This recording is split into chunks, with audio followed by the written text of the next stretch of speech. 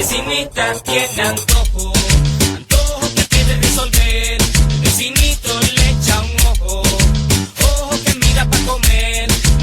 Hi, this is the second part of the Why Did Reggaeton Become So Popular and Why Did It Take So Long video. And if you didn't see the first part, you should go ahead and check that out first before proceeding, because otherwise this may not make as much sense, and also because I'm picking up right where I left off in the last video.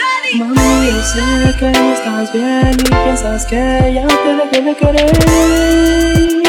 I previously spoke about how Latin America would typically and quickly pick up British and American musical trends. But hip-hop, although it became massively popular in America, even surpassing rock and roll, was a notable exception. Hip-hop's themes and aesthetics, especially its sexy side, wouldn't be fully adopted through reggaeton until about a decade later. I would love to deeply discuss why there was such a long delay, but that would require these videos to be longer than a telenovela's entire season.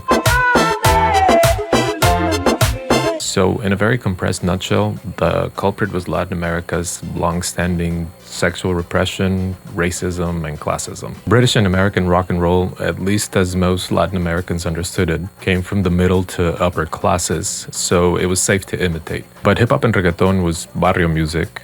It was made by people of color, and a lot of it was very randy, so polite Latin American society was having none of it. Está circulando un video de una madre reprimiendo a sus hijas tras cacharlas haciendo twerking. That's not to say that some Latin American artists weren't trying, because as I mentioned in the previous video, an early form of reggaeton has been around ever since hip-hop has been around. Some producers had minor success with a few songs here and there, but two notable and groundbreaking artists were Vico C and El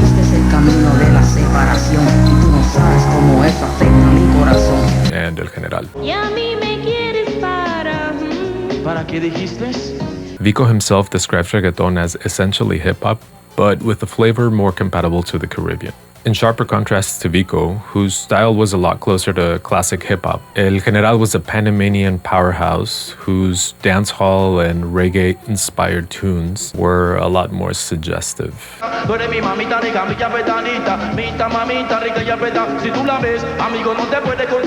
And he actually managed to score a string of radio hits in the 90s. But even then, Latin America didn't see a hip-hop or reggaeton boom during that decade. Again, the seeds had been sowed, but reggaeton had in no way overpowered the radio stations the way that hip-hop did with rock and roll in America. Not until two Dominican producers, along with a well-known vocalist, released what would become the blueprint for all of modern reggaeton, starting with one fuel-injected nalga-shaking song.